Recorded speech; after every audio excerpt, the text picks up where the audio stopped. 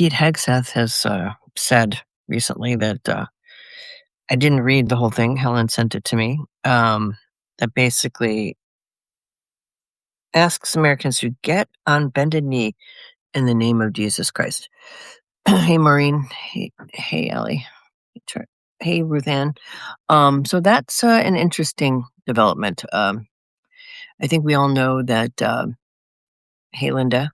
That this whole I know there was talk about putting boots on the ground, but I got a really clear message. Hey, good morning to you too, Ethan. That basically it's gonna happen. I have no doubt. Um I got the number 5,000. I don't know if that's accurate, but that tells us that I think there's gonna be the options that are been laid out in front of Trump, I guess. I think he's gonna pick the bigger one. So Trump just now said if the liberal Democrats don't fund TSA, he's going to put ICE agents in airports. Wow. All righty. So it's just every day is a new adventure in darkness. So uh, uh hey, Mystic Mom. So that's what I think. Yeah, so fucking heavy. It really is. It's just it's really overwhelming. Um the other thing I've been thinking about too is I just have this feeling, and it seems like there's good reason to be worried about this, that things are going to get worse in Europe too pretty soon. Thank you. Oh, thanks, Mystic Mom. Oh, thank you. Hey, Sean. Um, I really think things are going to heat up there pretty soon. The Russians have been desanctioned, so they are going to have more money. Hey, Diane. Deanne, sorry. Thanks for your insights. Thank you, Deanne, for being here. I think now that they've been desanctioned, that's one thing. But also, I guess I heard yesterday, which kind of confirmed my suspicions that this is going to really blow up pretty soon in Europe. And I think the Europeans feel it because they've been telling people to get money out of the banks. Um, that, hey, Cecile, hey, John. Um, I guess recently there was some kind of discussion about Putin saying something to Trump, like he would stop giving the Iranians intel on our soldiers if they would stop funding the war in Ukraine. Now, I, I don't know. I mean, I think this is all sort of done before Trump was even president. Hey, Ann. However, it seems like it doesn't seem to matter what the laws are anymore. Um, and even this escalation, which I think is going to happen pretty soon, with boots on the ground over there in Iran, that's probably not legal. I mean, it's not getting funding from the Congress. So, but he's going to do it anyway. He took tens of billions of dollars from our treasury already. That's not legal either, but he manages to do that. So, uh, and there's also more and more indications that you know they're going to go forward with that bill to basically make it impossible for women to vote who are married. Hey, Britt. Hey, Ruth Ann. So if your name doesn't match your driver's license, like on your birth certificate, then uh, you're going to have to you're not going to be able to vote. They're just trying to make it harder and harder for people to vote. There's all kinds of moves to do that. Hey, Kathy. So I know a lot of people are pinning their hopes on the midterms, but I know that even if people come out in droves, and I think they will, and I do think the Democrats will sweep the House and the Senate. I'm not sure that, I'm not sure that there won't be legal challenges or difficulty getting them seated or other problems. So even if we all do that, and I think this could really escalate things towards more unrest here in the United States. I've also heard the MAGA people, many of the more extreme ones are I know there's definitely those who are still in the cult and will do whatever Trump says, but there are a lot of them that are getting really angry and talking about revolution.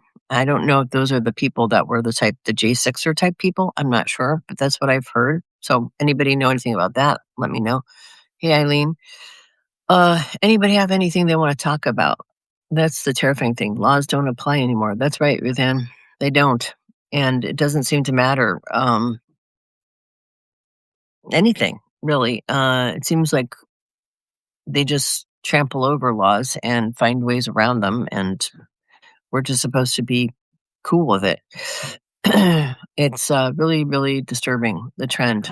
I know that a lot of people rely on Medicare and Social Security and SNAP benefits, and I'm really also worried that as this war continues to get worse, that is also gonna become more of an issue, like, them using that as an excuse to cut back on all of those things. I also heard that Social Security had 7 years left of funding, which is really scary as well. So, I don't here we are paying our taxes, and this is, I guess, what we're getting in return. Hey, Eileen. Hey, Elena. Hey, Dusty Desert. Hey, um so anybody have anything they wanted to talk about or me to like I can throw cards on stuff if you guys want.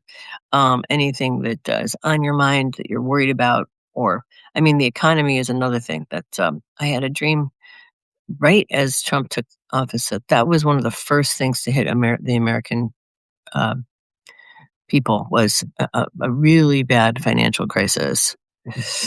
How are you? Are you guys? Are you talking to me, Elena? Hello, maybe you guys are talking to each other.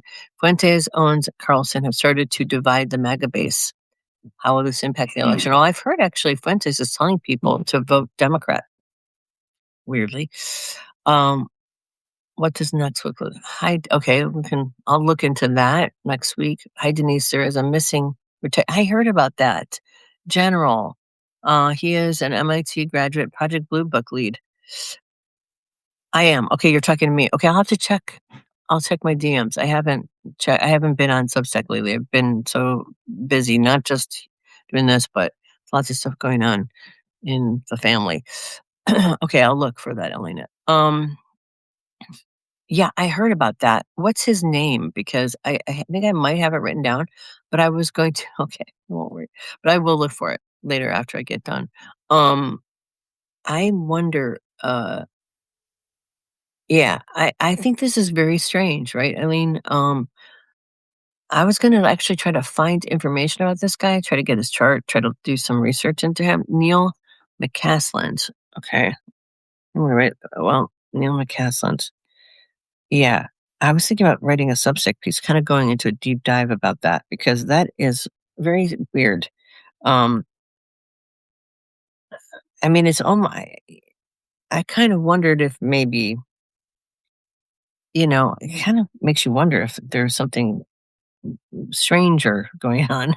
That was my first thought was like, hmm, maybe I don't know, maybe he was involved in something that, how do you spell LAND? Okay, I'm gonna look him up here.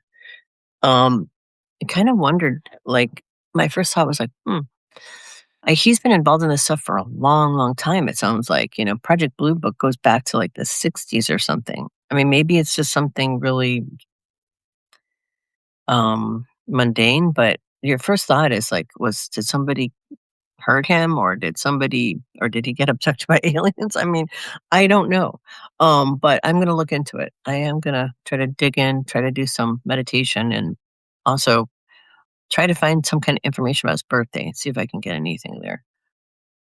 Okay. Yeah, the economy is first top of mind right now because the war is I think gonna escalate and um that's gonna affect us pretty much right away. I definitely feel it coming pretty soon. And I think I've been thinking about things like, I, so the dream I had was basically the tsunami of mud, and eventually we were like, me and my family were completely stripped of everything. We were naked in a in a casket on wheels, and then we were shipped to, Hungary. So I think this is and Hungary was a metaphor, I think, for, we were, taken on a plane that had lawn chairs on it, so it just tells you everything was, like, destabilized and nothing was permanent. And the ship, the airplane, was clearly a metaphor. Instead of it going from a ship in the other dreams of ships of state, it was now an airplane of state, meaning things were changing so rapidly, I believe.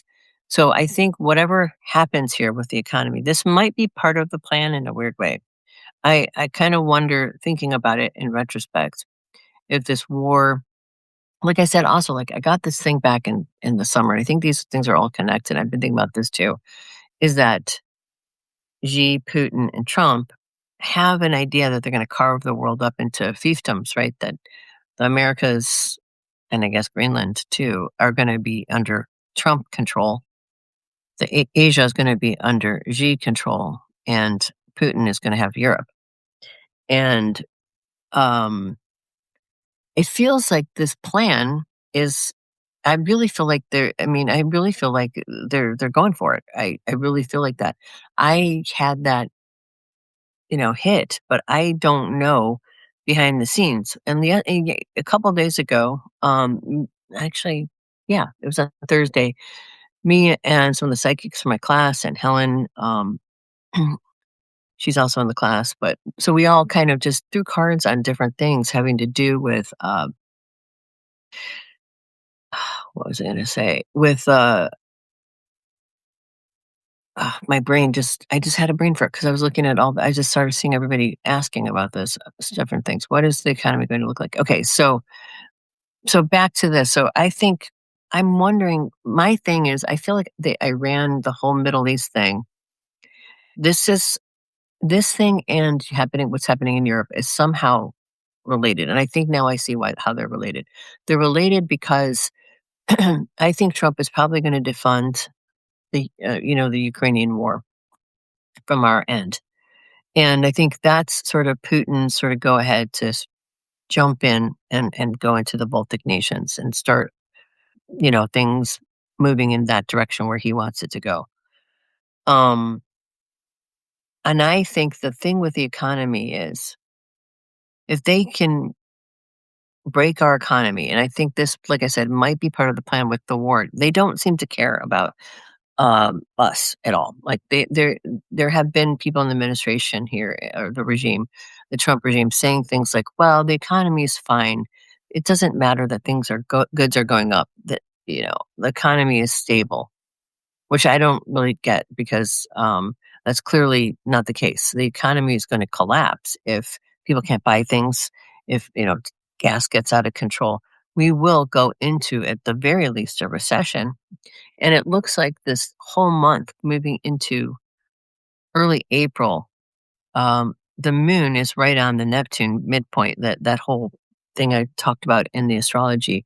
So I know that this is like a lead up and a setup to this sort of, at the very least, this downturn in the economy. Now, I mean, the rich people are going to continue to get rich. It's just us that are going to suffer, right? That's how it usually works. So I just been feeling this real scarcity kind of energy, this whole, this fear kind of in the environment. And I kind of feel this coming, like shortages and problems with getting things and feeling like I need to like kind of get stuff now. That's what happened to me right before the pandemic. I started buying lots and lots of toilet paper, which is bizarre. I didn't know why I was doing it, but I had a bunch of toilet paper stored in my garage. And I was like, why do I keep wanting to buy toilet paper? But I feel like that about laundry detergent right now. And so I've been buying lots of laundry detergent and sort of squirreling it away. So there are things I think that are going to be like it was in the pandemic, where things are really hard to get. I think medicine might be one of those things. I've heard that, but I also just feel like everything is going to it's going to be really tough, and people are going to have to really kind of figure out where they want to put their resources. And I think a lot of people are going to suffer. That was sort of the theme of the dream, was that. Now, the other part of the dream was, I think ultimately, like, the economy will kind of, well, mean, we've gone through depressions before and recessions. That's the other thing I've been thinking about, and I think it's not a bad idea, is it might be a good idea to get, like, uh,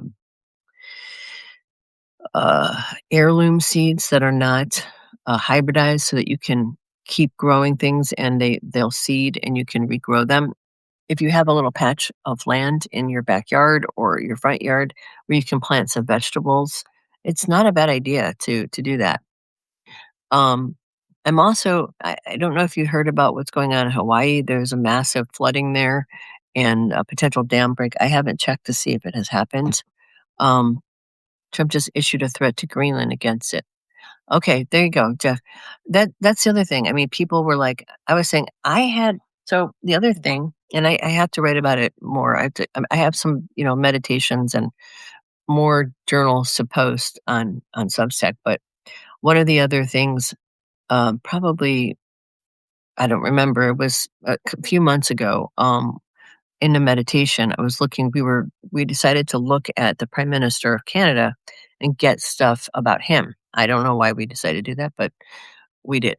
So that was one of the things that came up in his when I was reading him or looking forward into the future. I saw him in crisis over Greenland, and that was one of the things coming up. So I do think we will do something insane like that. Yes, Cuba, Greenland. I mean, I've heard we're going to invade Colombia. I fucking don't know. It's just, um, it's chaos. And the other thing I was going to say that, oh God, there was all right. So there was like my brain is kind of scattered. It's Mercury is just stationary in Pisces, and I have Mercury in Pisces. So I'm really feeling kind of like my brain has like three different things that's trying to tell me at the same time, and I'm having a hard time. But so I'll read what you guys have to say. Okay. Or a greenhouse. Yeah, absolutely. Um, I do have Ukraine. Yeah. I'm mostly Eastern European, actually. My father's family was from Lithuania, Russia, Belarus border. It's called a town called Vilnius. So, it's depending on the part of history, they're a border town of those three nations. So I'm Lithuanian or Belarusian or Russian, on my dad's side, and, on my mom's side is Czechoslovakian. It was Czechoslovakia when or part of the Austria-Hungarian Empire. So Hungarian. So I'm like 3/4 Eastern European and a quarter Irish, Scotch Irish. Okay, so growing herbs and vegetables is a good idea. Yes, I agree. I think it's a good idea to start thinking about it now. Um, you can buy them online, have them shipped. There's a bunch of places I found that have a whole vegetable garden and an herb garden. You can just like in a tub that's sort of it lasts for like 5 years. So you can plant different seeds and you'll have them. It's a really good idea and just get an area of your backyard where you can just sort of plant a little thing and you'll always have something, right? I really do feel like it's going to get bad, I think, in terms of shortages and scarcity. That was a definite vibe of that dream. Especially start seeding for those now. Yeah, I agree. Growing these vegetables is a good idea. Yeah. Technate is coming. Yes. The threat that Trump was if NATO doesn't step up with the Strait of Hormuz, he'll attack Greenland. Coercion much? Okay. All right. You know, but he's going to attack Greenland anyway. It doesn't matter. Like, and everything he says, we know now that whatever he says, he's going to flip it. So he already told everybody he wants to invade Greenland. Then he backed off of that. The NATO countries got mad at him. He kind of stopped talking about it. We went into this situation. But like you said, the technocracy, the people who are the technocrats that are in the administration, which JD Vance would be one of them, this is actually this is a real thing for them. They really want Greenland. And there's a number of reasons. One being it's very cold there. There's lots of water. And all of these AI data centers require both those things. They require cooling and they require lots of water. And there's also minerals there. And also, I think as things heat up in the world, and especially here in the United States, I would think data centers would be a real target for revolutionaries because, um, the surveillance state kind of stuff, right? So if you remove them from the US and you put them in some place like Greenland where average person can't get to, uh, you know, that makes sense as well. Okay, the threat from okay, let's see, mine too. Yeah, Odessa, Ukraine. Wow. So yeah, you have a lot of Eastern. I'm Lithuanian on my dad's side too. That's cool. Hey, Denise. Hey, Jeff. And Scotch Irish on my mom's side. Wow. Yes. Hey, we have a lot of the same bloodline. If you have a local greenhouse buying seeds now, yes, it's good to do pretty soon because we're into spring now. Anyone who's growing food really isn't an option. That's not true though. You can get a hydroponic plant kind of situation going and put it in your window. You can grow microgreens, JJ. Um, and there's if you look online at some of these sites that have like organic kind of stuff, they do have like kits that you can buy for micro garden kind of stuff. Like you can alfalfa, I guess, is really easy to grow, and they basically teach you how to do it as well. So there's like little microgreens you can get and stuff. So you can do that. Um, you may not be able to grow it outside. Although I rented a house in North Hollywood and we planted tomatoes and they got completely out of control because it was in Southern California and there was literally, I mean, so many tomatoes and they were heirlooms, so they would break open if we didn't pick them and they would spread their seeds everywhere. And there was just like, I mean, if we planted like a few of them and then like within 6 months, they were just constant. Like there was just like they were like weeds. It was kind of insane. They were really loved that climate. So, and we did it, but you know, we were renters, and hey, lots of tomatoes. We ate a lot of pasta during that period of time. Dusty Desert. I am a Polish and Belarusian descent but not born in the USSR. Yeah, hey, lots of Eastern Europeans here. How long will the Technate last? Okay, the screen is frozen. Is it still frozen? Let me see. No, I don't think so. It looks like people are. Helen posted on Casey this week, thinking her point that we are at a crossroads and awakening, wondering how to talk to people who are clueless on concerns. Wonder, is it a lack of empathy? Thoughts? You know, Irene, this is something that I think about a lot. Hey, Jennifer. Hey, Ellie. Um, I think I've talked about it maybe too much sometimes that, there's sort of this faction in the uh, new age community and even the spiritual community, whatever you want to call that. And even, you see it sort of move into all arenas in the spiritual thing because I think, I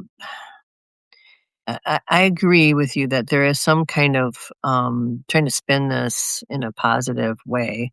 I think it's because people can't handle it, really. I mean, they can't handle the level of darkness that's going on and just the fear and anxiety. And I think, ultimately, from a broad perspective, right, you can say that, you know, there's always going to be and there's always something that's going to come out of it that's going to be transformative and potentially positive, right?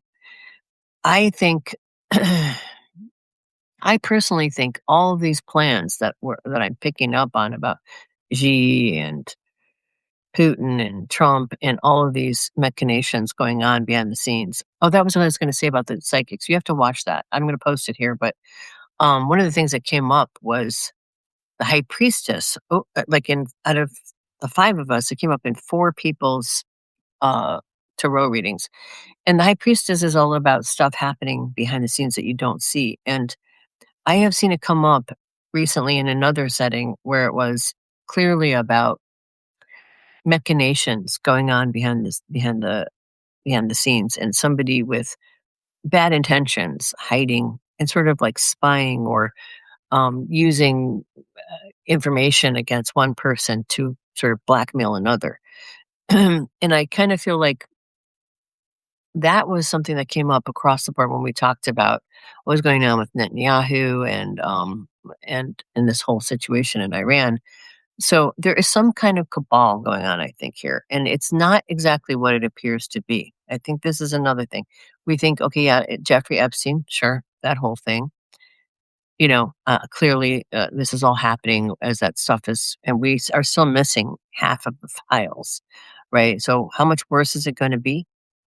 It has to be a lot worse if they didn't release it, right? This is already bad, but how much worse is it? It's probably a lot worse than we think. Are there people in the Epstein files, like that are in positions of power, and are they doing things?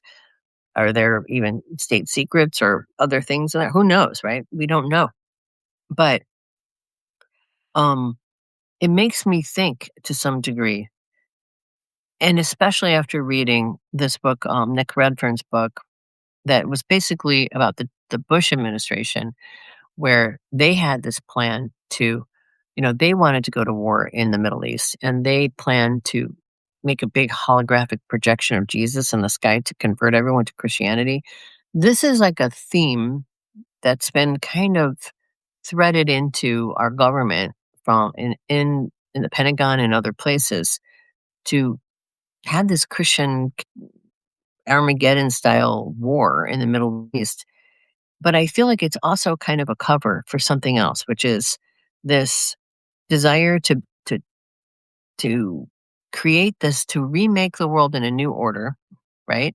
Where there are these almost like kingdoms. Now, I don't know that it's going to work. I'm not saying it's going to work because I don't think it will work. I feel like what is likely to happen is, all the best, they may be planning and scheming, but that doesn't mean it's going to work out. And I just want to be clear about that because while we see this unfolding, the other problems that there are is that, first of all, most of the population isn't here in the United States isn't going to want to go along with this. Number two, uh, there's factions within the U.S. sort of cabal, which is the technocracy, the theocracy, and the and the kleptocrats and the plutocrats, right? So basically, they all have different agendas. And once, the technocrats want Greenland, I know that Trump is happy to take whatever he can. You've got this whole Cuban thing. I don't understand why we're bothering Cuba. I really don't. But apparently we were going to try to take Cuba. I guess it's in our hemisphere. Are we going to try to take Jamaica too? And I mean, are we? I don't know where it ends, but w- there's ideas of taking Central America and South America. But of course, this can't work. I mean, we are not. You know, um, we're not capable of doing that. I mean, no military can fight on uh, how 30 different wars at the simultaneously. It's just absolutely nuts. And part of this is the Neptune and Aries signature, I think, which is confusion over war. And I think there's a lot of delusion going on here about the capability of our military to do any of these things. I mean, history is littered with little countries that basically fought big, giant, you know, armies like the US and uh, the Soviet Union, Russia, whatever, and they basically just it's their territory, it's their country, it's their life, they're being invaded, and they will do everything and anything they can to, and people under duress, they become very clever. They are very, uh, they find ways, and they know the terrain. They know what vulnerabilities there are and how to kind of entrap people. And they know, they have the home advantage. And the idea that you can just, because you have a lot of uh, weapons and, you're a powerful nation, you can just go and impose your will on everyone else. Um, you know, we saw what happened in Venezuela. They took Maduro, but that was, I mean, that was a very surgical kind of little take the heart out. But And it was a surprise. I think nobody really believed that anybody would be that stupid to do that. It's totally legal. And now we see what Trump is made of, everything he says. So all of these countries are going to be preparing for this. I mean, I know Europe is preparing for Putin to kind of enter. So this is a delusion. I think even though they have this plan, I feel like what's happening is going to be just this period of war and turmoil and suffering for nothing, frankly. And at the end of it, yes, a lot of these empires will be gone. I think if anybody, I think the world will kind of come out of this in with a new order, um, a new order, which like I said, I've seen it be pretty bleak, where it's basically little groups of people sort of, you know, restarting the world. Um, and I worry that this could rage on for a very, very long time, these wars. And with war comes scarcity and famine. And there's already talk that this whole thing, that's what I was going to say, was I saw the four pillars, and this is all very dark, but what can I say? This is what the information I get. Not like I like getting this, but this saw the four pillars, the dark pillars, right, as the start of the Iran thing happened. And those are I felt like that's kind of the reference to the, death, famine, uh, plague, disease, whatever, that you have in the Bible. And I feel like this whole Strait of Hormuz thing is not just about obviously the oil, but if we can't get fertilizer, there's already talk about being food shortages. That's why I'm saying that's why I've been getting that information for a while. Plant a garden. There's going to be food shortages. People are going to have a hard time growing things in certain parts of the world where they can't get fertilizer. A lot of things that medicine, a lot of things we rely on that are really sort of secondary things to oil. Um, Even like plastic bottles, probably, or the ingredients or chemicals that we use in different products are going to be now. You know, this is why I think it's not a bad thing. And I think it's kind of one of the things it's been good for a lot of people is a lot of people have sort of taken control of their own stuff for a while. Like a lot of people know about herbs, they know about how to grow things, they know how to make things. A lot of women have gotten back into knitting and sewing and all of these things that our grandparents or great grandparents would know. We might have to really think about that again. I think. How do you kind of solve your own problems and become more independent? I mean, we have the internet. There'll probably be issues with that at some point too, but we have the internet, there's lots of how-to things. We can sort of, I feel like even though things are going to be hard and scarce, if you're preparing yourself now, if you have seeds, if you have kind of hunkered down, you have books, you have, I worry that there's going to be electrical issues too.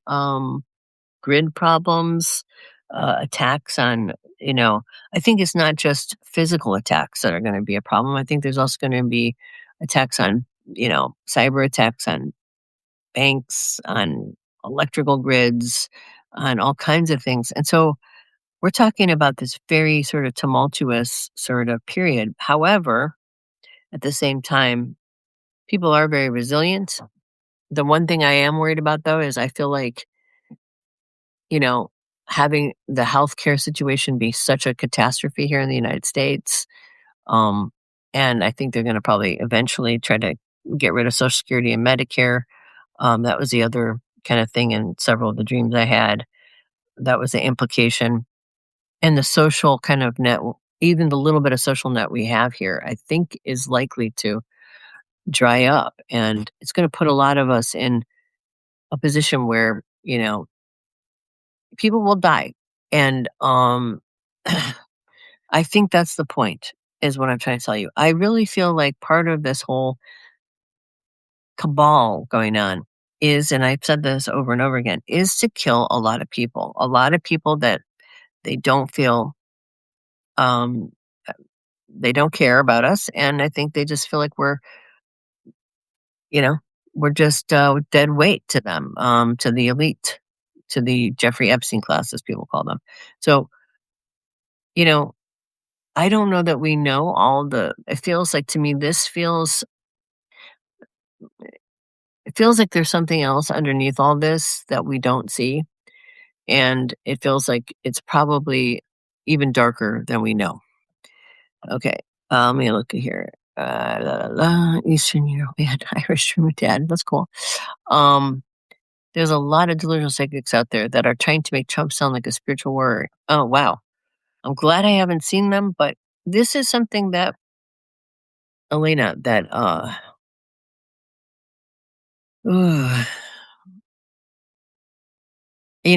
again, I mean, I'm not like, so I kind of go back to like this whole. So I believe that what's happening now is, and I've said this, a lot of people have buy into the whole Christian eschatology thing, right? The end times stuff. And if you have unconsciously, and this is one of the things I think about a lot, when you give people readings, even that, you're giving somebody some kind of piece of the future, you have to be careful not to give it to them in such a way where it takes away their agency. You can say, I try to work with people to see how they can control it, basically, instead of feel like a victim of it, because there are changes that are part of our plan. But what I'm trying to say here is, when you seeded the unconscious and sort of have this narrative that goes back 2,000 years that people have been believing and sort of encoding in almost in their DNA. I mean, um, so I don't know if you guys know about this, but I, I I had this download a long time ago, and I think it's science is starting to see that this is true. Your RNA, basically, they thought was junk DNA for a long time, but the RNA is sort of like the recording device in your DNA. So if you've ever wondered, which I did, and this is what made me think about it, was why do certain talents run in people's families? Like, why are some families really musical? That's not a skill set that you have to have. It doesn't really make sense, right? Why do some families have a bunch of actors in their family, or why do some families have like a bunch of engineers? Well, it turns out that what you do in your lifetime, the things that you choose, the traumas that you have, the gifts that you sort of cultivate, they get encoded in your DNA. And actually, when you have a child, that life information is sort of stored in your DNA through your RNA, and it gets passed on to the next generation. Well, so does this kind of stuff. I believe this whole belief system, this buy-in into an end times. Think about it. It's a self-fulfilling prophecy, right? You think about back at the turn of the last century, like the 19th century, going into the 20th century, and the rise of, you know, um, massive carbon emissions through the Industrial Revolution. People knew even then that this is bad for the environment. People were getting sick. Like, people couldn't even live in cities like London. They would move outside the city for periods of time because they couldn't breathe. Um, in Los Angeles, it was so bad, the smog, that like kids were showing like less lung development, like in the 70s. And so we knew that all this stuff was bad for us, and some of it was curbed to some degree. But I believe that the bigger things, the bigger issues of really dealing with our environmental stuff, and the bigger issues with how our systems are laid out, are because we have a collective consciousness buy-in to this system that we are handed from generations and generations and generations, and a lot of people just take it for granted. And even if you reject it logically, you reject, well, this is bullshit, this is just a control system. You're still part of the collective human uh, consciousness or organism, right? And so we all came into this sort of human collective consciousness on some level, knowing that if you look at the historical pattern that we are sort of aiming ourselves towards our own ends, we haven't done anything about climate change. Climate change is already past the point of no return. We are going to see at least 1.5 Celsius change no matter what we do now, and probably more because we've torn up all of our and we can't come to an agreement. There is some kind of suicide kind of thing in the human and our maybe we just can't sort of like think big and solve problems collectively. I don't know what it is exactly, but I do think this collective manifestation is part of it. And so if you think about the eschatology, the Christian eschatology, what does it say in the eschatology that during this period of time when this whole period of endings is going to happen is you're going to have a bunch of false prophets, a bunch of people who just spout off all kinds of crazy stuff and lie to people. And I often think about that because I feel like a lot of people, we're very confused. And the only way that, and I feel like, you know, for at least the last 50 years, uh, since really I saw the Christian sort of movement, which was much more Jesus centered in the 60s and love your neighbor, help out the poor into this cult of money and power. And I mean, it's in there because it is a Roman invention, but it really sort of took off into the 70s and 80s and it became this whole circus of greed and exploitation and control. And once I saw that, I'm like, we're heading into another dark period. That's kind of what happened as the Romans took over Europe and and as Americans came here and took over the land here. There's sort of this collective insanity that you have the right to murder and kill other people because they don't believe what you believe. And that's the mindset we're dealing with right here. I think we are in a sort of collective psychosis. And I do think for a lot of people who are even spiritual, I think maybe some of them either can't handle that and have to kind of um, distort reality because they tend to be very sensitive people and they can't handle dark stuff. And so they turn it into like this positive thing, or they, you know, or they're just, or they're blatantly lying because they get more views and they get more engagement, or they, you know, or they're looking at it from a perspective that is so completely removed, so far removed from what's happening. They have maybe isolated them or insulated themselves so much from reality that they see it from this kind of cosmic perspective. And if you see it from a cosmic perspective, I mean, everything is, I guess, as it's supposed to be. So you can kind of go there.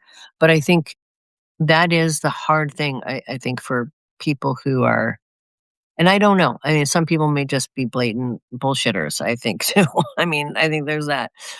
So that's the things I think about with that. And it does bother me a lot because I feel like it really destroys the credibility, and I know that everybody is and everybody has psychic ability, everybody has natural intuition.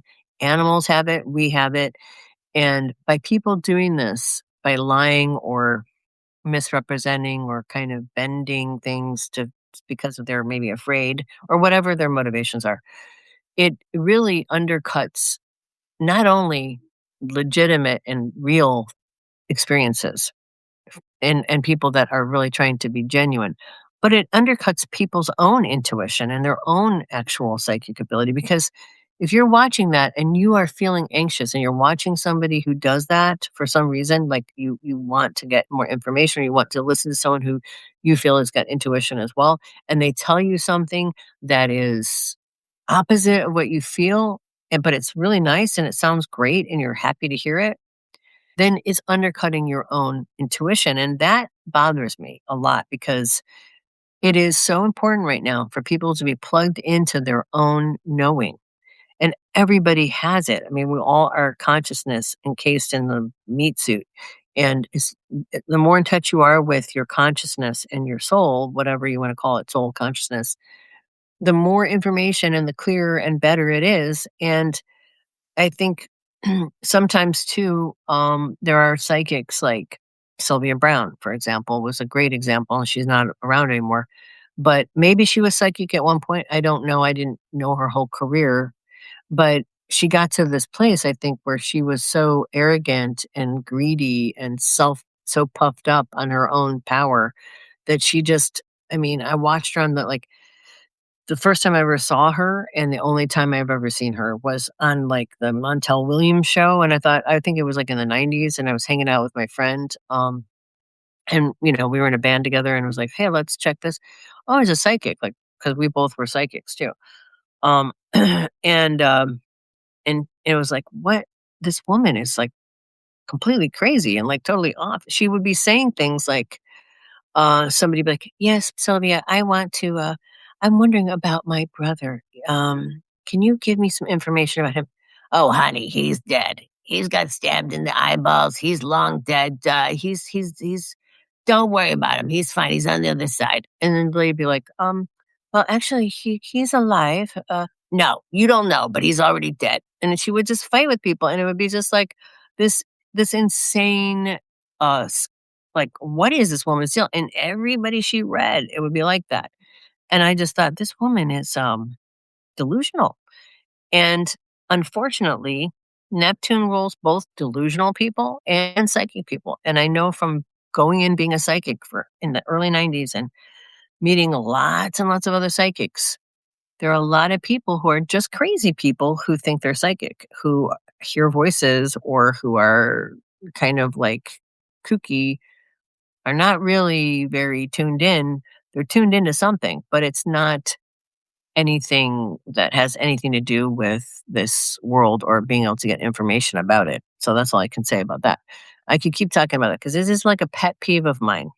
Um, because there is legitimate stuff going on and it just covers all that stuff up and ruins everybody's impression of all this, and including their own intuition, which really bothers me. Okay, I just do not want to take place like Greenland, Cuba to taken over. I find it is disgusting, Jeff. It is absolutely disgusting. Denise will try to take Iran.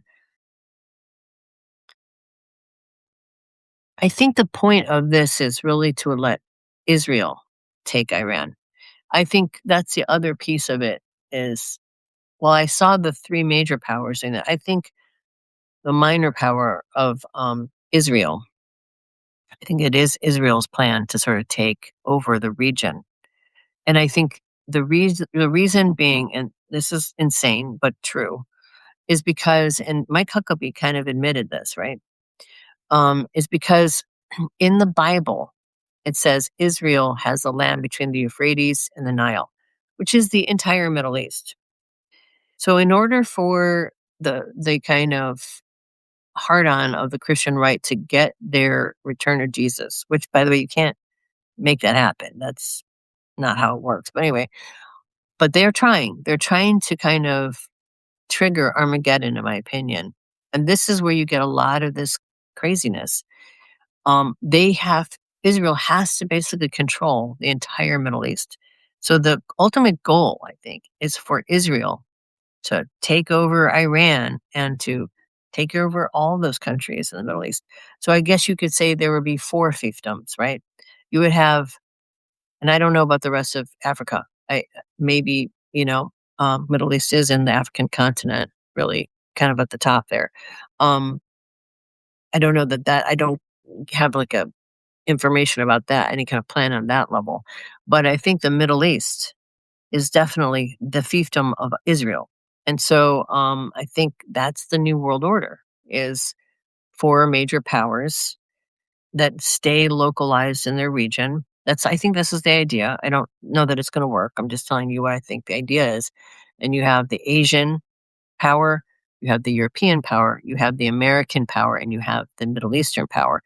And these four powers are somehow going to rule over those areas. And I mean, It's delusional, and I'm not saying it's gonna work, but I believe that is what's going on in these crazy people's minds, in the psychopaths' minds. John wrote Doctrine at Work, yeah. Is Trump Napoleon or Hitler reincarnated? He's got the same complex, it seems. Maybe they're all the same. I mean, maybe Napoleon, Hitler. I I think they all have the same personality disorder. They're all, malignant narcissists with different variations. Trump is, to me, is like, I think they all maybe represented some kind of shadow side of their culture. And Trump certainly represents the most disgusting and kind of parasitic, uh, bloviated, greedy, kind of capitalistic, shyster kind of energy, like if you take like of West of our American culture, and I think he is that plus a he's got the malignant narcissism. Exactly, Denise. Look at Ukraine. Okay, I don't know what that was. We are the bad guys. Is Maduro still in prison? I know this is the thing, right? We have all of these things happening, and we don't know why they're happening. We don't have an excuse for them. We don't even know what's going on with half the shit that's already happened. I mean, we can't even keep track of it. Hence the tsunami of mud. And that is by design as well. Just flood the zone, as what's his name said, Steve Bannon, so that nobody can keep track of anything. And you lose track of all of the crazy. You almost get used to it. It's the frog boiling in water. I feel like, to me, every time it just feels like it gets darker and darker and darker. And last night when I was outside, again, walking my dog, I felt like it felt eerie again. And it's like there's layers and layers of dark. It's just like you think it's so dark and then it gets darker. Now, I think it might have been the thing I was picking up on, I didn't know about it yet, was the thing going on in Hawaii, and just this other aspect that's gonna happen. It's part of the other part of the picture that we can't even really think about. But climate change, I really have gotten a lot of information about climate change getting a lot worse over the next several years, and we've already seen it. I think in 2024, like, I got this clear message, like, "Okay, this is it," like, "We are going to the earth is going to revolt against us, and things are gonna get really weird," and, they are getting weird. We're just not paying attention to it, and so, I don't know. I mean, look, I've heard the Colorado River is within 2 years of completely drying up. That is what I've heard from someone who works in water rights in in the western states. We are, are literally are amok, which is all the streams all over the oceans, which basically circulate the water and create our different climates, is slowing down to the point where they think it's definitely going to stop by 2060. That's a conservative estimate. Also, you know, and that's because there's so much basic, all of these ice caps are melting, all this fresh water is pouring into the ocean, and that's changing the currents. And once they really melt, you know, you're going to see water rise to the place where basically, you know, it's going to basically encompass most of the coasts in the U.S., and it's going to change the land masses on Earth. We're going to have less land and a lot less. Um, all that's happening, plus all the moisture going up because the heat and just these deluges, and then no water for long periods. So we're going to get flooding and droughts, and it's all coming, and we have all that to worry about, and climate migration. And I think honestly, this is a big animating part of why these psychopaths are doing this. They know it's coming, and that they're not going to do anything to stop it. They don't want to commit any resources to changing or really helping the environment or securing the situation for humanity. All they want is their own shit. They want to survive. They want theirs. They want to live on like little kings. And they know that this is imminent. I believe. Now, I know that Trump and Xi and Putin, I don't think they're necessarily going to live to see the worst of this. And so they don't care about it, number one. But number two, it solves a lot of their problems in advance if they kill off a lot of people. And I believe that they don't care about killing off a lot of people. I think that's part of the plan. The more people that they can rid the planet of, the more control they can galvanize, the more power they can sort of, and they don't have to worry about, the chaos that's going to come with climate migration, with climate change, with people fighting over water. I mean, it's going to be very hard to control populations that have when there's scarcity of resources to that degree. Um, and I think that's a big piece of this. I really do. I've always thought that. Okay. Apparently doesn't understand that. He doesn't understand that the bigger you are, the harder you fall. He believes that he is top dog, no concerns beyond himself, power hungry in a tow. You're exactly right, Irene. Um, it's only a matter of time, I think, that these people will fall. And I think that's why I'm not saying that their plan is going to work. I'm saying their plan is going to fuck things up. And the same thing goes with these right wing kind of insane Christians, this Christian caliphate stuff. They want to bring back Jesus. They want to force the world into some kind of, compliance with their belief system. And they want to have Armageddon and murder tons of people. And when all that happens, when they get all that to happen, what's going to happen? Do you think Jesus is going to come back? No. Jesus is not going to come back from the sky, and there aren't going to be whatever fantasies they have of light coming and picking them up and taking them to heaven, or whatever it is that there's, they all have different variations of their rapture or the end times, but it isn't going to go that way. It isn't going to be like that. All they're going to do is fuck everything up and basically destroy everything. And what's going to be left in the wake are people picking up the pieces. I do believe, though, that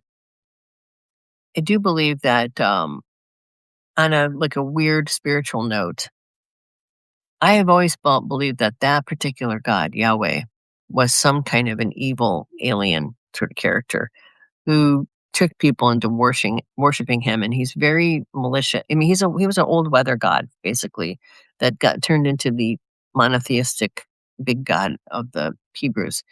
And I feel like he's very dark and kind of evil, that particular God. I don't think he's God with the big G or the creator of all things. And I also think that their humanity was constructed. I think we are, we're in a very new part of the universe compared to how old the universe is. I believe that we were probably genetically engineered on some level, and I think that at some point, uh, you know, I think that if there is something like that kind of a return, it's not going to be Jesus. It'll maybe be the sort of open communication with whatever or whoever was part of our, like the gods returning kind of thing in like, pre-Christian stuff where you have like Anunnaki or the Elohim or something like that.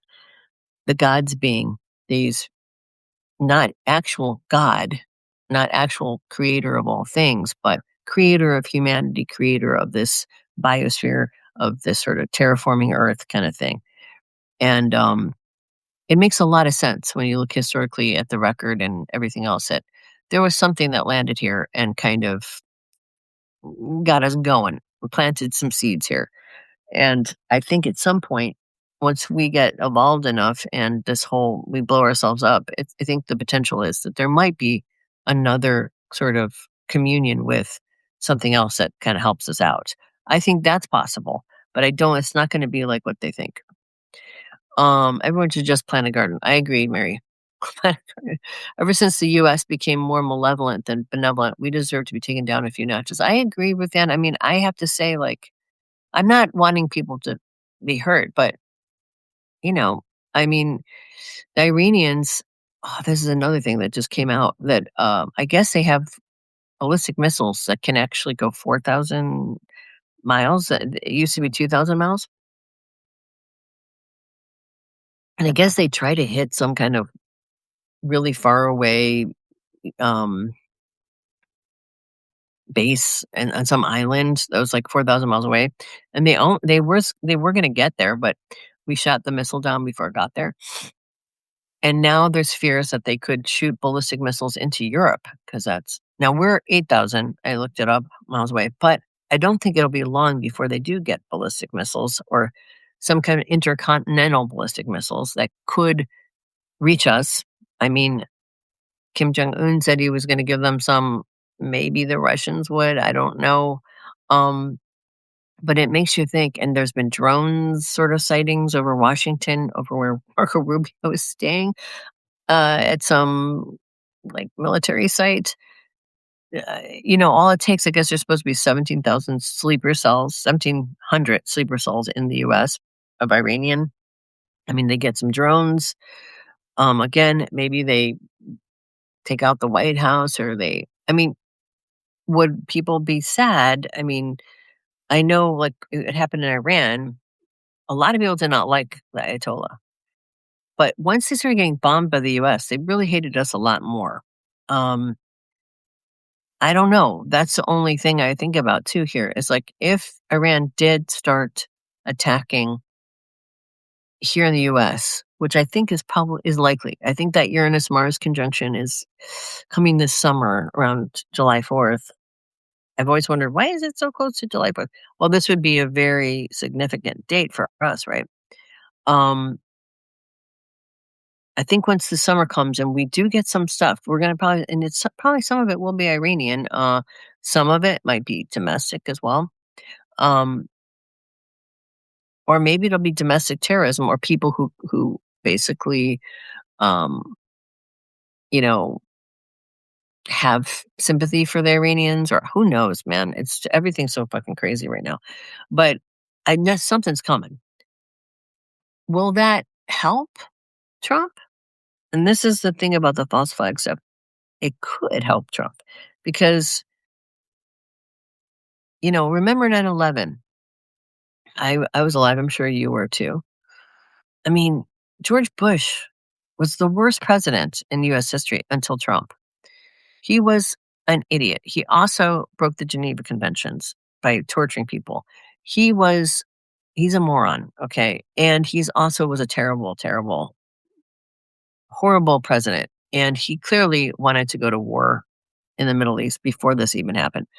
And whether or not they just missed that intelligence on purpose or they were part of that whole people's conspiracy theories about 9/11 doesn't really matter because we know for sure they definitely didn't pay attention to the intelligence.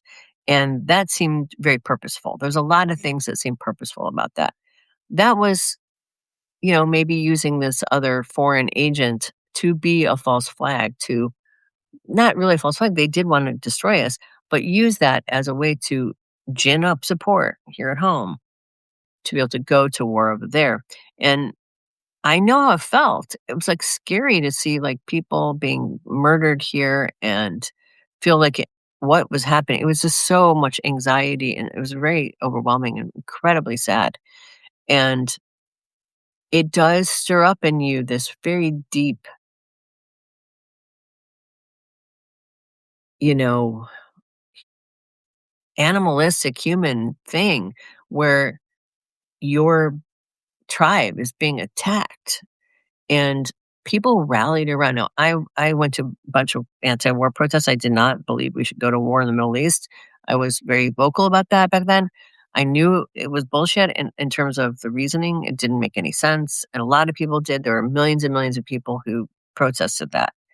I think the majority of Americans knew it was bullshit. Okay, I really do because I was a grown up then and nobody I knew believed it.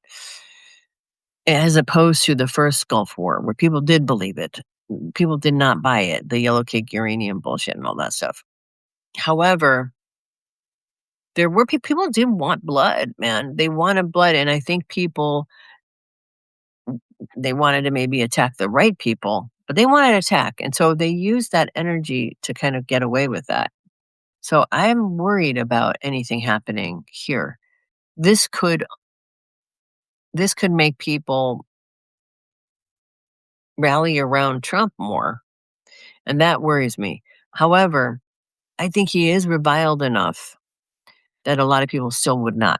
But I do worry that he could gin up his support, and I think there is that's I worry about that, and I'm sure everybody else does too. That's dark. Oh, Denise, can you trust myself? I don't remember. Okay, any skills we can use to help each other and ourselves will be useful and will be good. I agree. So if you know how to knit, you know how to sew, you know how to make stuff, you know how to Jimmy stuff, if you're good with engines and you know how to build stuff, if you know how to grow stuff, all that stuff.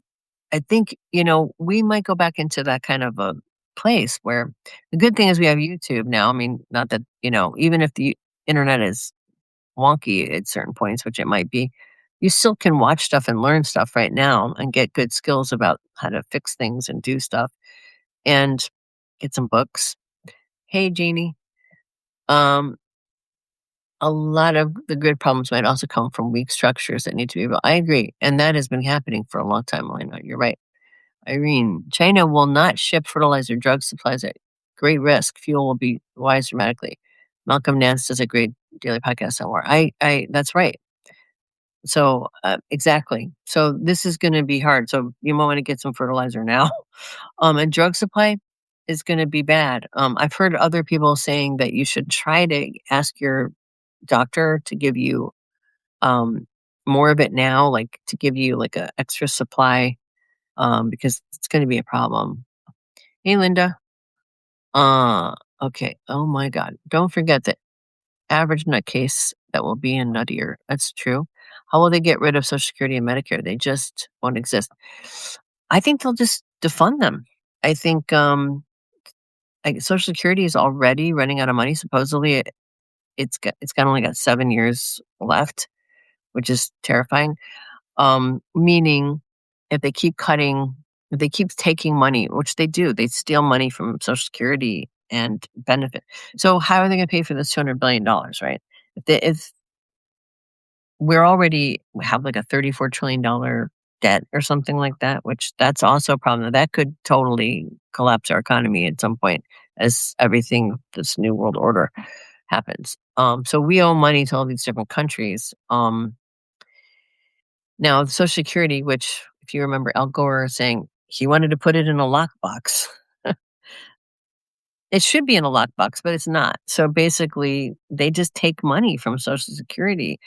Our taxes, which are earmarked to go to Social Security and Medicare and other things like that, they just borrow from that and they go, oh, well, here is an IOU. We'll put money back in there. And so then when they get debt, they just sort of, you know, that's part of the debt. So our Social Security system, even though people are paying into it, as people pay into it now, there's no money left over that we paid into it. It's been used for other people. So if we have a recession or a depression and people don't work and they don't pay Social Security taxes, that could also bankrupt it. But besides that, they borrowed a lot of money out of those programs. And Medicare's already been cut. In 2026, it is going to go into effect. These cuts are going to go into effect, and it's going to be much more severe than it has been. And they're planning to cut more of that. This has been a wet dream of the Republicans going on since the 80s. They love that idea. And eventually, yeah, the social safety nets will probably disappear. I mean, they came into being under FDR, like Social Security did. Medicare came later in the 60s, but they can just go away. They can evaporate, just like all programs can. Hey, Linda. I actually feel like it's an attempt at a population reset. I agree, Jeff. I think it is, absolutely. I think it's trying to cull the population. I think that's really at the heart of all this. I think it is. Extreme shortages. Yes, I agree. I agree. That's right. And that's what I feel, the scarcity coming very intensely. So anything you need, stock up on it now. Seriously. Start getting stuff that you really need, you know, now, and just have extra. And even then, this could go on for a while. So It's something to think about. And like I said, it's really a good idea to get heirloom seeds. I know fertilizer will be, but you can probably still buy small things of fertilizer at your, right now at your local hardware stores and stuff like that, or nurseries. And you can even make your own fertilizer. You can basically, take, like do a compost heap in your backyard and learn about that, and you can use that to make your own like rich soil. And that's something to think about as well, learning how to make compost, because I don't know. I think this is going to go on for a long time, and it's going to continue to get worse. She is right. Irene is correct. Janie, it's tragic, but they believe they are fighting a holy war. I think some of them do. I think that the Christian caliphate people do. But then you got the technocrats who are using those guys to hide behind, who are really atheistic. Uh, Irene, I feel the weight of it. Blessings to you and all. So I agree. I do too. Thank you, Irene. It will get worse before it gets better, but it will get better. I just feel it. Okay. Well, everything eventually does get better, right? So hopefully it will get better. Um, Sooner rather than later. Uh, Irene. Okay, she just posted a link here to a New York Times article. Mary, there has always been groups of people saying the world was ending. That is true. Although now the difference is we do have climate change. Even without all of the dumb stuff that's going on, climate change is going to be catastrophic in this century. There's no doubt about it. It's like I said, by 2060, if the currents collapse and water recedes, and I mean the water is going to flood basically every coastline. If you look at pictures of, really early like recreations, which I saw just recently because I went to a science center, and if you look at the U.S., the U.S. is actually like kind of like this vision I had like several years ago, which I posted on Substack, a drawing I did of it, where the coastline we have like this and this part, we have this whole the little foot of or the little leg of Florida. Well, that's gone. There's just like this whole. It's much smaller, and basically the water level in California goes up to the mountains. Another thing I wrote a short story about like California being just like underwater, and people driving around in their boats, and but so to the mountain range is where the water was, the mountain range. So that's a lot of coastline that doesn't exist.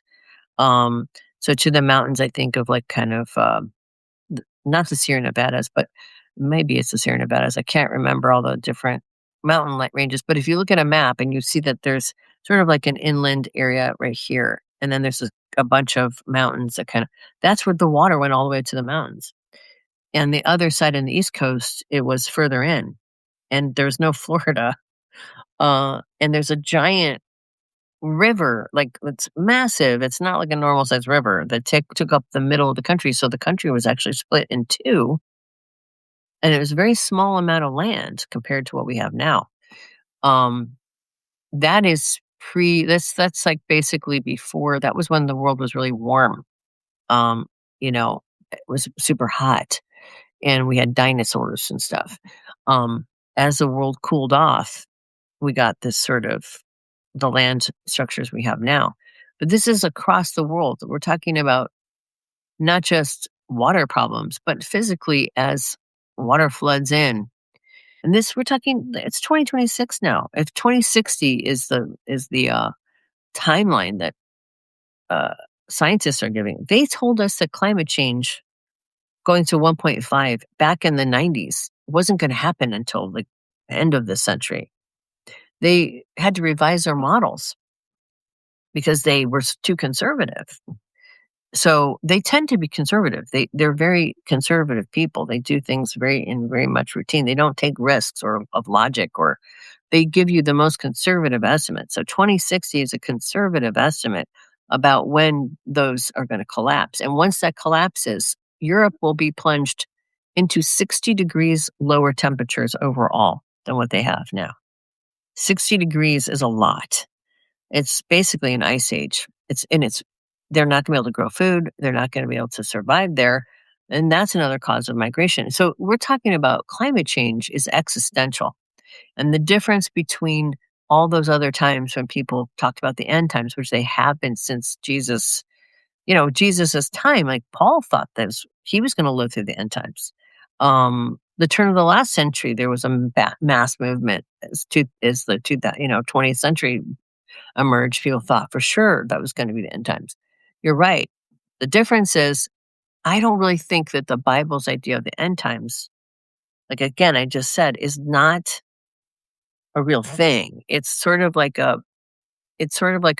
poison pill in the center of the religion. It's a you know I'm not eh, I don't blame this on Jesus or anything, but it is a poison pill put in there. Um, sort of kind of promoting fear and anxiety to get buy-in to this control system, and people have internalized it. So they're trying to, as they know on some level, this is my theory, unconsciously know climate change is escalating, and at some point in their lifetime or their kids' lifetime, it will be existential. Well, then let's bring back Jesus before that happens. I think on some level there is this irrational thing to do that. So the end times, I don't believe the Bible's version of the end times are it's the chicken or the egg thing, right? I think that the prophecy is being fulfilled because people believe in the prophecy. They're making the prophecy come to fruition. Okay, that's what I think is happening right now. And the reason they're doing that is because they know that there is only so much time left before we have to address this. Now, if we addressed climate change, if we actually got together and worked on this, I think we could solve it. But we've had over 100 years of knowing this was a problem and doing nothing.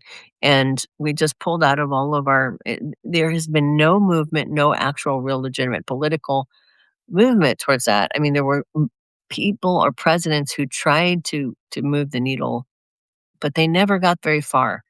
And so um, this is an ending event. So you throw in an actual, and this is not me, this is what climate scientists and what scientists say.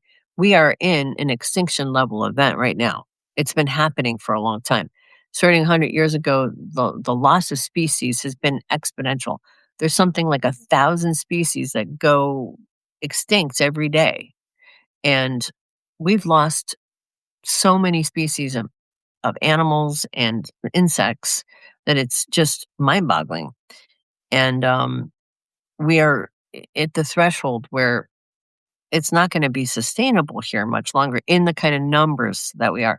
I think humans will survive it, but not many. There won't be as many of us that do. And certainly these people who are in power, I believe, know that. And they are using all of these sort of, I guess you could say, superstitions against us and religious ideas and fears to get people ginned up into fighting one another. And I think if they get rid of enough of us, they feel like they can retain what they have and they can build a kingdom out of it.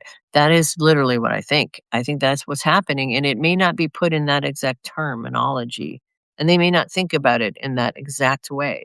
But I believe that is the animating force going on here in the unconscious of a lot of people right now.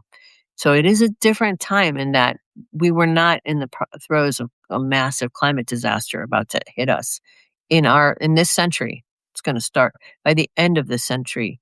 They're talking about 3 degrees worldwide Celsius change, and that's like 6 degrees, and that is 2 degrees was the difference between now and the period of the dinosaurs. So that is massive. Like we're not made for that. People could adapt to it. There's things that will adapt to it, but it's not on this level, not on this kind of level that we're in right now. Okay, religious issues inserted into our war in Iran. War not ending, Mary. Yeah, it's okay to be, Jeff, more liberal in reading people on an individual basis, but on the collective front, it's best to be hardlined about predictions, especially because of how aligned people are with the idea of survival. Yeah, I agree. I agree with you, Jeff. I think you're right about that. That is kind of how I deal with things. I basically, and people have more agency themselves personally than we do collectively. Collectively, we are embroiled in a collective delusion or collective karmic thing, and we can't do. We don't have as much power over that. Okay, Brooke. Do you think the drone sittings on the U.S. East Coast last year? I was thinking about that, Brooke, is related to the current Iran conflict. It seems to coincide with your feeling of seeing a bomb on the East Coast. That's a good question. I've been thinking about that. I've been thinking, well, that was weird. And later I heard that, and I'm going to kind of end with this because I think I've been talking for a while. I don't know how long. Yeah, over an hour. Um, I was thinking about that very thing because later on when I asked or somebody sent me, people send me things. Just thank you for doing that, like sending me different articles you find, and people do that all the time. And somebody sent me an article that was sort of looking back at the drone stuff and saying that what was going on, and I don't know if it uh, was that there was some kind of radioactive material that that had been smuggled into the U.S. and it set off some kind of an alarm. And the drones were actually looking, they were this is and I don't know if this is totally corroborated, but I think this was sort of one of those, like, piecing pieces of information together, and I don't know how, like, again, I read this a while ago, like, a few months ago, maybe 5 months ago, 6 months ago. I don't remember where I read it, and I don't wanna say that it's 100% accurate because I can't verify this, but this is what I read, that, basically there was some kind of triggered, we have, I guess, sensors in different cities, which I didn't know about, but we do for radioactive materials. A sensor in New York went off and triggered basically these drones that check the area for the material. So basically, what I read was they were looking for the drones, this radioactive material, because they're afraid of some kind of, you know, improvised nuclear device, with like a dirty bomb situation, right? So that's what that was about. Now, I don't know if that's true, right? I mean, that was during the end of the Biden administration, but they didn't tell us what was going on. They never came out and said anything about, which I always thought was very weird. Um, which makes sense. That would make sense that they wouldn't tell us about that. Why would they want to tell the public that there might be nuclear material that's been smuggled into the U.S. for making a dirty bomb in New York? That would just freak everybody out. And apparently they found it, or they isolated or got it. They kind of somehow it was resolved. And so this is one of those situations the government does all the time, and this is what it does in terms of UFO stuff, UAPs now, they're called UAPs, and all kinds of other things that scare people. They treat us like children, and they don't tell us stuff. Um, I mean, now, no offense, but they do have good reason to, in my opinion. I think people do react very irrationally sometimes to things.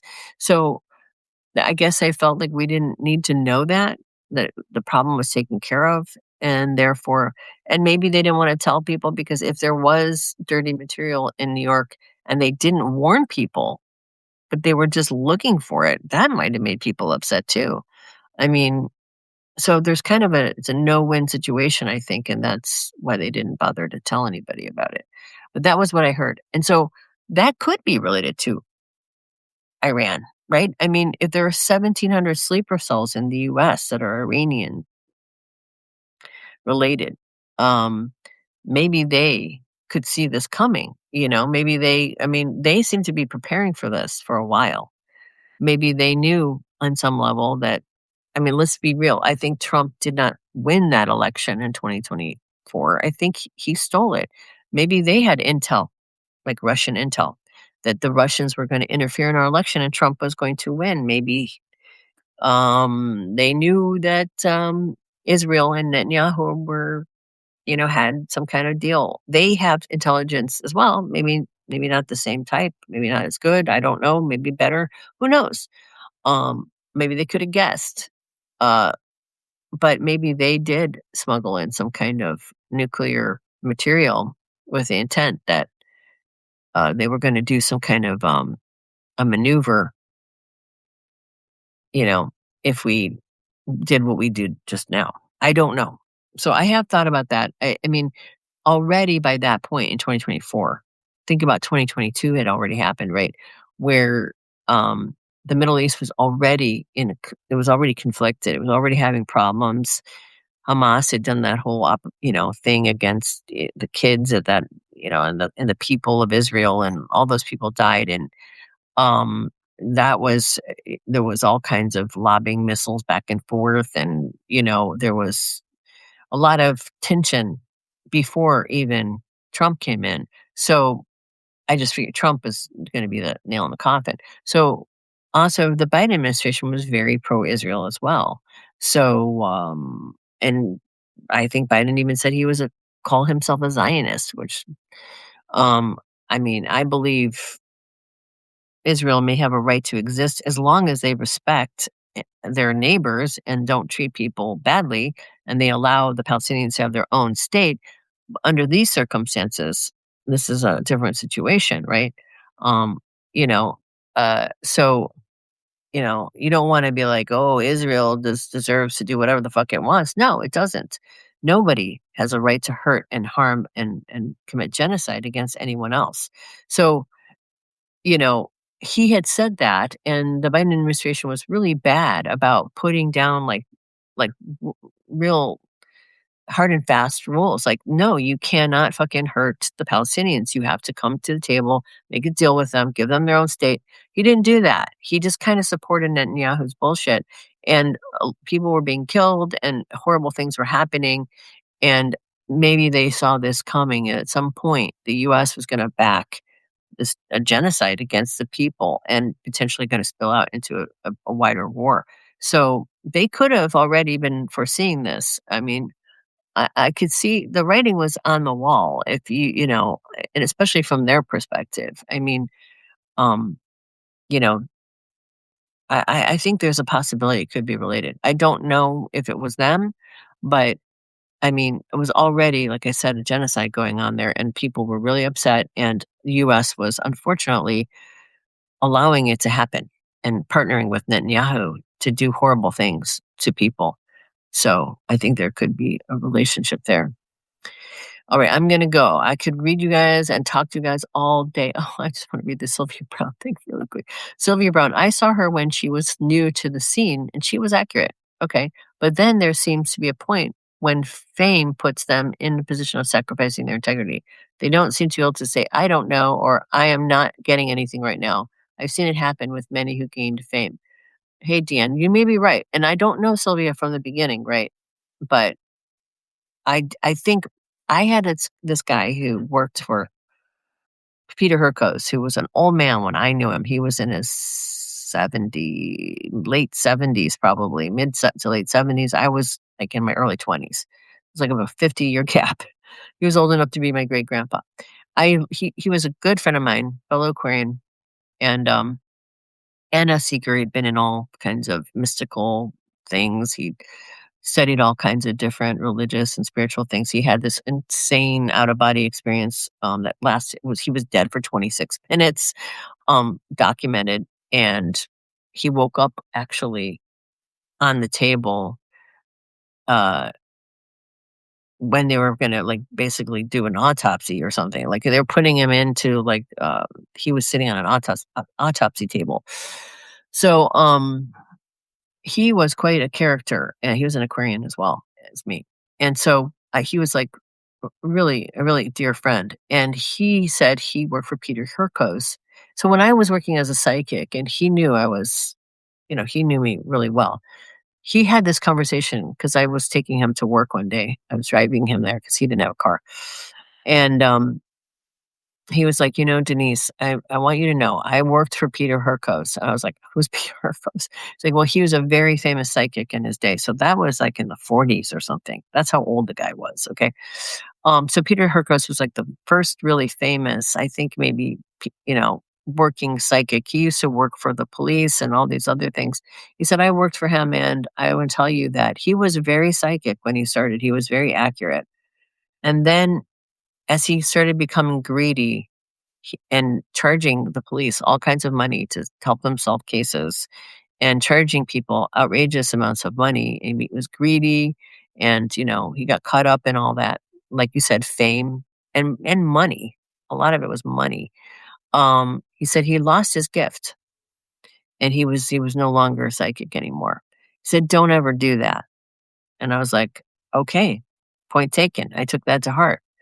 So I don't think it's just the fame. I think it's the money, the eyeballs, sure. And in the case of YouTube psychics, the money and the eyeballs are the same thing.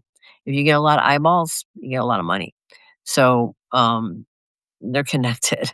So I do think the greed and that kind of, so greed and like materialism and all that stuff, it lowers your vibration.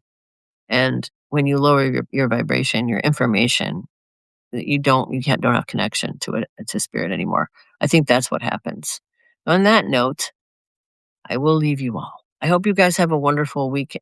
Despite all of this craziness, do some research on some heirloom, vegetables. There's like, I saw all kinds of cool packages of it that you can buy, like a canister of all these different types, and it stays good for 5 years. And they you can regrow them because they're heirloom, so you don't have to buy it again. So I hope all of you have a wonderful week. Lots of love. Thank you all for being here. I appreciate all of your support, and you guys are in my thoughts and prayers all the time. I pray for everybody here. Believe it or not, I pray for all people who are my subscribers and all my clients and everybody who is part of my life. Lots of love to all of you. Have a wonderful week. Take care. Good one. Bye bye.